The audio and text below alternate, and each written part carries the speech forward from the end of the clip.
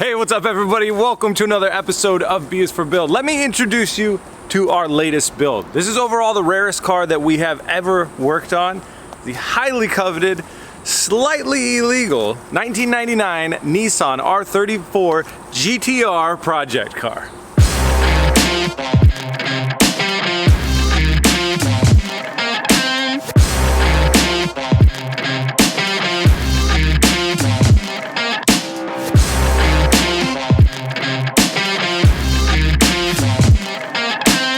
Viewers out there are going to notice right away that this is actually a GTT with a Nismo package. Now I say it's a GTR project car because the previous owner sent along all the bits to convert the body to a GTR. And trust me, with what we're about to do to this thing, we're all going to be really happy it's not an authentic GTR. I think a lot of you guys were probably expecting the Supra, and there's an interesting story behind that. So about a year ago, my Supra landed in the United States. I got it imported from Japan, and at that same time I was putting some feelers out because I really was trying to get an R34. And at about that time it got in here and somebody gave me a pretty insane offer on the Supra, and this GTT/R came up for sale at the exact same time. It's an incredible project and it was exactly what we needed.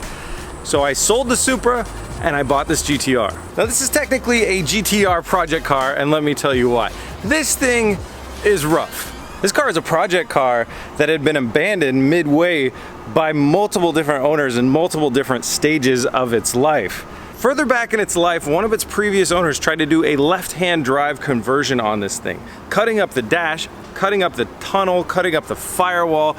Very poor work all the way around, but to their credit, there is a steering rack in here and a steering wheel, and it does steer, but I would not trust my life on it. Under the hood, you'll find a 0-liter, 0 horsepower. Yeah, it has no engine. Has no transmission, no dashboard, no seats, no clutch pedal, no pedals, no shifter. It leaves lots of room for improvement. Some of you guys are thinking, hey Chris, isn't that car illegal? And I believe federally, yes. I know it's illegal to import them into the United States. When this one is in the United States and I found it, it had state paperwork, but I know federally, if they find this thing, they can just come crush it. That's just the rules. This car isn't 25 years old. It's not supposed to be imported in the United States. It was, I didn't do it. There's a few models that are allowed to be here as far as I know under some like show car example clauses. Most of them I think have to be purple. If it's not purple, free game. So I got this car and I spent a good deal of money on it, and I got to thinking like, what am I comfortable doing with this car? How am I gonna modify it? How am I gonna make it unique? While knowing in the back of my head that we could lose it at any time. And you guys that have been watching for a while know that we have bad luck with losing cars. If you don't know, we had a Mustang project that got completely ripped out from under us due to legal issues. And although lawyers really suck, I'm pretty sure Homeland Security is a lot worse to deal with. Or maybe not, maybe they just take the car and crush it, just be on their way. So yeah, I bought this car, and the last thing I want to do is put a bunch of work into it and have it getting taken away. So I thought about just, should I just throw a small block Chevy 350 in there, do a bunch of burnouts and make the whole world mad? And then I thought of a way better idea. Like, why don't we make it legal? And how can we do that? So that was the goal, figure out how to make one of the first R34 GTRs in the United States like actually legal. And the answer is to use the car as a body kit on another car. So the answer is to do a body swap. We're gonna take the body off of this car, and then we're gonna take the body off of another very high performance car, and then we're gonna put this body on there. In my state where I live, the car that's underneath is the car that it still is, and that's what it will be registered as. The body that's on top, those are just interchangeable. You can have whatever you want. It's a very weird rule, but it is 100% legal, as far as I know.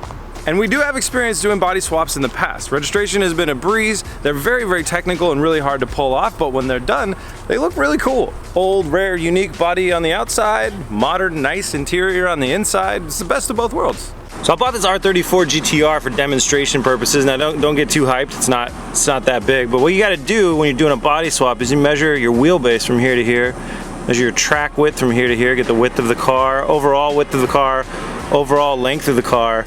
And one really important thing that we've learned is the distance from this front axle right here to the windshield, and the relation between the door and the windshield right there.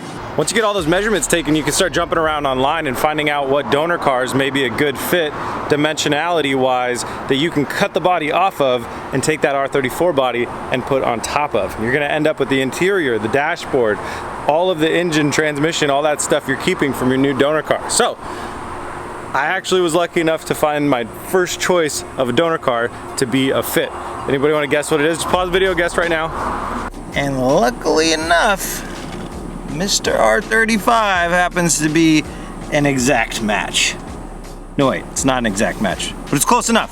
So here's the game plan. We take our R34 shell, cut everything that's left off of it. All of the running gear, floor pan, dashboard, interior, all goes out. Gutted. Until we have a shell, like this. And then we take the R35, and we basically do the same, paying much more attention to the underneath bits. Cut all the old body panels off, the very, very damaged body panels off. Make it into something like a Tesla skateboard. And then we mate them together seamlessly. Hang on one second, I'll be right back. There we go, a little bit of glue, a little bit of trimming, and we are set. Now these are incredibly accurate because you can actually see the problem that we're gonna run into. The R35 chassis is extra wide by 4 inches. So you can see that's why that tire is hitting that back fender there and not able to let the car set down. So we're gonna have to, before the body's on there, take this guy, cut it behind the back seats, and make it 4 inches shorter before we throw our body on here. Little added technicality to the puzzle. And for the final kind of a problem, not really a problem, we've got a little bit of wheel sticking out here and a lot of wheel sticking out here in the back. And to solve that, we've got a wide body kit for the R34 GT-R that's gonna bring the front and the rear out by 60 mils. That's a little over 2 inches. And our boys at Koenig Wheels are making the wheels for this car. There's gonna be a lot more on that later. A lot of cool stuff is coming out. We are gonna be debuting a brand new model of a wheel on this build that Koenig is gonna sell in their series of wheels.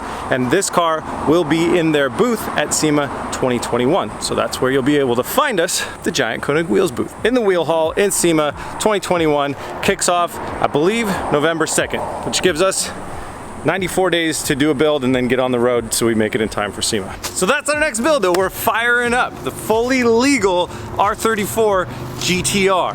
It's like a R34 model, and then the GTR is from the R35. Get it? That's why I'm gonna use that name, not because everybody searches for GTR. We're gonna be doing 2 episodes a week on this build alone. Extra episodes from either of those things will come in. That'll be 3 episodes or 4 episodes a week. Who knows? Could get crazy. And basically, if I don't stop working for the next 94 days, this build won't get done. So there's gonna be a lot of great stuff coming out. You don't wanna miss an episode, so make sure you subscribe, throw on those notifications. I had something else important to say. Oh, in the next episode, I'm gonna introduce you guys to the R35 donor car that I gotta start working on. I gotta turn that thing into the skateboard first so I can make sure that it runs and it works. You know me, I don't buy new cars. I'm not gonna just cut up a perfectly good looking R35. So I got one that was crashed to hell, but it's a really good spec and it has low miles. So this is gonna be interesting and you won't wanna miss it. Thank you guys all so much for the support. I'll see you on the next one. Peace! Come on.